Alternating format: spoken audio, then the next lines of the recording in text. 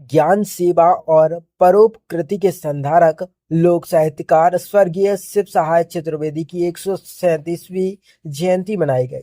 नगर पालिका द्वारा पंडित शिव सहाय चतुर्वेदी साहित्य भवन में आयोजित जयंती समारोह के दौरान उपस्थित नगर के लोगों ने श्रद्धा सुमन अर्पित करके प्रसिद्ध साहित्यकार स्वर्गीय शिव सहाय चतुर्वेदी को याद किया। उनके वंशज सुभाष चौबे ने कार्यक्रम को संबोधित करते हुए कहा कि 28 अगस्त 1888 में चौबे परिवार में जन्मे और उनकी शिक्षा देवरी के बेसिक स्कूल में हुई और उन्होंने कुछ समय तक शिक्षक के रूप में स्वैच्छिक सेवाएं दी। इसके बाद उन्होंने कवि सैयद अली अमीर मीर सानिध्य में साहित्य की यात्रा शुरू की। उन्होंने 40 से अधिक ग्रंथ रचनाएं प्रकाशित हुई और बुंदेलखंड की ग्राम कहानियां और लोक कथाओं लोकगीतों का हाथों पहेलियां लिखी। 1947 में बुंदेलखंड की ग्राम्य कहानियों पर आधारित लोक कथा संग्रह का प्रकाशन हुआ और 1952 में पाषाण नगरी नाम की लोक कथा संग्रह के लिए उत्तर प्रदेश सरकार ने पंडित शिव सहाय चतुर्वेदी को तीसरी प्रथम पुरस्कार से सम्मानित किया था और 1954 में विंध्य प्रदेश सरकार ने गौनी की विदा नामक लोक कथा संग्रहण से पुरस्कृत किया। 1995 में मध्य प्रदेश शासन साहित्य परिषद ने बुंदेली लोकगीत नामक संग्रह के लिए पुरस्कृत और सम्मानित किया था। सतीश राजौरिया ने पंडित शिव सहाय चतुर्वेदी व्यक्तित्व और साहित्य धर्मिता का बखान करते हुए कहा कि साहित्य के क्षेत्र में देवरी क्षेत्र का नाम पूरे देश में रोशन किया है। भाजपा की जिला उपाध्यक्ष अनिल ढिमोली ने साहित्यकार पंडित शिव सागर चतुर्वेदी के व्यक्तित्व और कृतित्व पर प्रकाश डालते हुए उन्हें याद किया। उन्होंने कहा कि ऐसे अवसर पर नगर के साहित्यकारों के संदेशों को आगामी पीढ़ी तक पहुंचाई जाना चाहिए। उन्होंने कहा कि शिवराज चतुर्वेदी के नाम से निर्मित शायद वन लोगों के लिए ज्ञान और पाठन के लिए उपयोगी केंद्र बन गया है। रिटायर्ड सफाई दरोगा नर्मदा प्रसाद वाल्मीकि ने संबोधित करते हुए स्वर्गीय चतुर्वेदी को याद किया। कार्यक्रम का संचालन दीनदयाल अंत्योदय समिति के अध्यक्ष सुनील प्रजापति ने किया। आभार कृष्णा पांडे ने माना।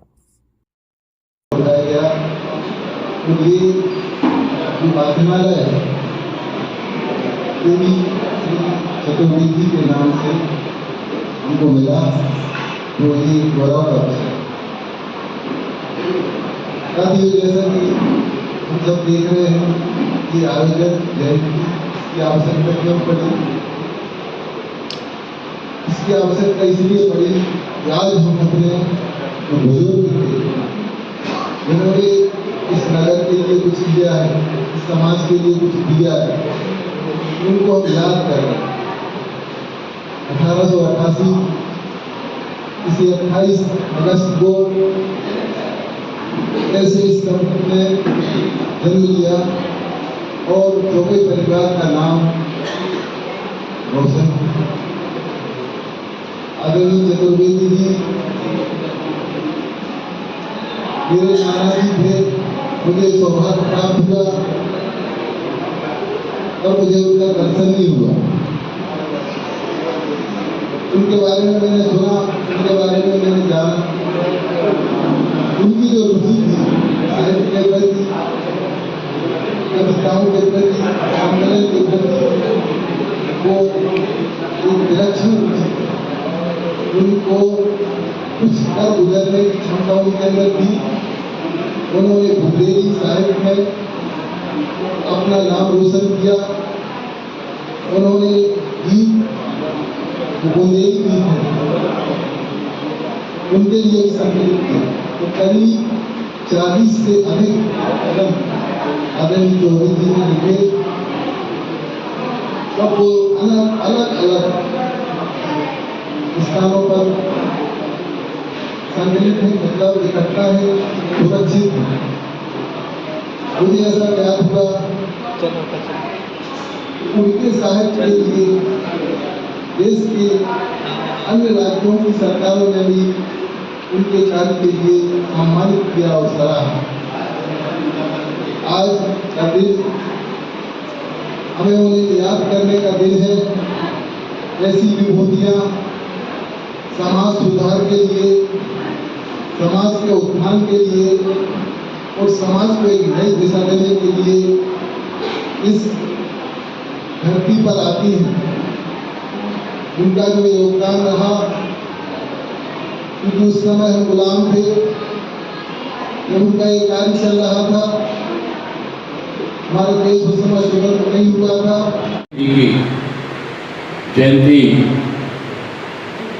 को याद करने के लिए यहाँ इकट्ठे हुए हैं।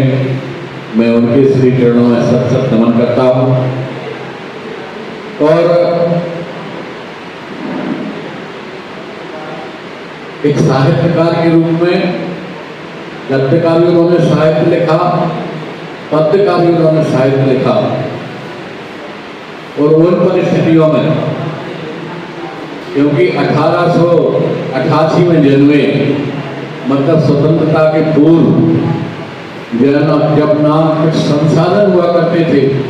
यहाँ तक कि अभी दादा बता रहे थे कि देवरी में केवल 7वीं तक स्कूल था, लेकिन इस देवरी ने ऐसी विलक्षण प्रतिभाएं दी हैं कि हमारे बीच में दादा ने अनेक ग्रंथ लिखे। ये कागज उठाना, मैं चाहूंगा कि यहाँ जो लोग बैठे हैं निश्चित तौर पर वो इस कार्यक्रम में पूरे मनोभाव के साथ बैठे हैं और हमें उनकी जानकारी होना चाहिए कि हमारी देवरी ने क्या दिया साहित्य के क्षेत्र में। क्योंकि आज हम अलग अलग क्षेत्र में, राजनीति के क्षेत्र में, व्यवसाय के क्षेत्र में और सब क्षेत्र में बहुत ऊंचाइयां हासिल हो जाएं, लेकिन साहित्य की अपने आप में एक अलग जगह होती है। और ये दुखद भी है देवरी के लिए। जब बहुत छोटे थे, वैसे हम लोगों का विषय, मेरा विषय तो नहीं है साहित्य में, न बहुत ज़्यादा जानता हूँ न समझता हूँ, लेकिन थोड़ा थोड़ा याद है कि पहले कवि सम्मेलन भी हुआ करते थे दिनेश भाई। पहले साहित्यिक गतिविधियां देवरी में होती रहती और कुछ दिनों से पता नहीं क्या है कि ये सारी गतिविधियां बंद हो गई। तो इस संबंध में मैं एक और बात कहना चाहूँगा कि आज मुझे लगता है कि बहुत सारे लोगों को सूचना भी थी, लेकिन इतना रुझान कम हो गया है कि बहुत सीमित लोग इस कार्यक्रम में अपना समय दे पाए। ये भी बहुत दुखद है। हमारी धरोहर है जो देवरी की, चाहे वो किसी भी क्षेत्र की, जिसने कुछ किया है उसके लिए हम एक आधे घंटे की यहाँ उपस्थिति देकर उनकी जयंती के दिन उनको याद नहीं कर सकते, उनके बारे में जान नहीं सकते, उनके बारे में सुन नहीं सकते। ये बहुत दुर्भाग्यपूर्ण है, क्योंकि ये परंपरा ऐसी है कि सतत पीढ़ी दर पीढ़ी आनी चाहिए। आखिर किसी को देख के ही तो हम सीखते हैं, कोई हमारा आइकन होता है। निश्चित तौर पर हर मनुष्य के जीवन में कोई ना कोई प्रत्यक्ष रूप से या अप्रत्यक्ष रूप से कोई ना कोई गुरु होता है। हम किसी के जैसा बनना चाहते हैं, तो आखिर हम ऐसी महान विभूतियों के बारे में जो हम प्रचार नहीं करें, हमारी उसमें रुचि नहीं होगी, तो आगे आने वाली पीढ़ी के लिए कैसे ये अच्छे संदेश वहाँ पहुँचेंगे। और यही वजह है कि आज हम कहें कि आज की तारीख में देवरी में कोई ऐसी नई उपलब्धि हमारे बीच में नहीं है जो साहित्य के क्षेत्र में, गद्य के क्षेत्र के, पत्र के क्षेत्र में कोई काम कर सके। मित्रों, लेकिन जब उन विपरीत परिस्थितियों में अपने आप को गढ़ा था, जब संसाधन थे ना बहुत ज्यादा, उनको मुझे नहीं लगता कि उस समय कोई मार्गदर्शन करने वाला होगा, कोई उनको गुरु मिला होगा, तब भी उन परिस्थितियों में उन्होंने इतना सब किया। मैं संक्षिप्त में 2 मिनट में जो एक पत्रिका मुझे उपलब्ध हुई है, आप सबके पास भी है, मैं 2 मिनट में अपनी इसी में से पढ़ के आप सबको बताना चाहता हूँ कि पंडित शिव सहाय चतुर्वेदी जी का जन्म चौबे परिवार में 18 अगस्त 1888 को हुआ। उनके पिता पंडित भवानी साहब चौबे जी थे। शिव, इसके लिए हम सभी को ऐसा प्रयास करना चाहिए कि किसी न किसी रूप में हम साल में कभी 1-2 बार बैठकर काव्य के क्षेत्र में और लेखन के क्षेत्र में हम अपने पूर्वजों की, जब इतने बड़े मार्गदर्शक के रूप में हम सभी की प्रेरणा के पुंज चतुर्वेदी जी हम सभी के बीच में हैं, तो उनके विचारों से आगे आने वाली पीढ़ी के लिए हम सभी को ये संदेश देना चाहिए, ताकि साहित्य के क्षेत्र में देवरी जो पहले से संपन्न रही है, आगे भी ऐसा समय आए कि साहित्य के क्षेत्र में देवरी से हमारे बच्चे आगे आने वाली पीढ़ी में कुछ सीखें। आज के दिन मैं उनके श्री चरणों में बहुत बहुत कोटि कोटि नमन करता हूँ, उनको याद करता हूँ, और उनके नाम से ये जो एक आज जिस स्थान पर हम बैठे हैं, ये साहित्य भवन का सदुपयोग हो, आगे आने वाली पीढ़ी इसमें बैठकर, क्योंकि ज्ञान से बड़ी दूसरी कोई मनुष्य की पूंजी नहीं होती। बाकी सारी चीज़ें अपनी जगह हैं, लेकिन यदि ज्ञान है तो दुनिया में सब कुछ है।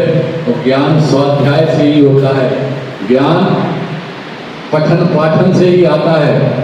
निश्चित ही यदि हम इन पूर्वजों ने जो हमें धरोहर दी है, ये हमारी धरोहर है, इन्होंने जो हमें दिया है, अब हमारी पीढ़ी का एक दायित्व बनता है कि इसको हम पास करें आगे आने वाली पीढ़ी में, इनको हम इन विचारों को उन तक पहुंचा पाए, तो ये हम सभी का बहुत सार्थक प्रयास होगा। आज आप सब पधारे, कम संख्या में आए, लेकिन यदि होते रहेंगे कार्यक्रम तो ये संख्या धीरे धीरे बढ़ती रहेगी, क्योंकि जैसा अभी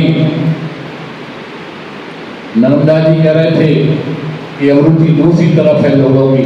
मोबाइल के जमाने में अब कौन पुस्तकें पढ़ना चाहता है, कौन साहित्य की बात करना चाहता है, लेकिन ये बहुत दुर्भाग्यपूर्ण है कि हम एक मोबाइल में हंसी के चुटकुले बनाने वाले लोग चुटकुला बनाते हैं, मोबाइल पर डालते हैं, और दिन भर ये समाज के लोग वही का वही रिपीट देखते रहते हैं। उसमें कुछ अच्छी बात तो मिलती ही नहीं, कुछ अभद्रता भी हमें दिखाई देती है, लेकिन हंसी ठिठोले के साथ साथ एक पीढ़ी पूरी की पूरी दूसरी दिशा में जा रही है।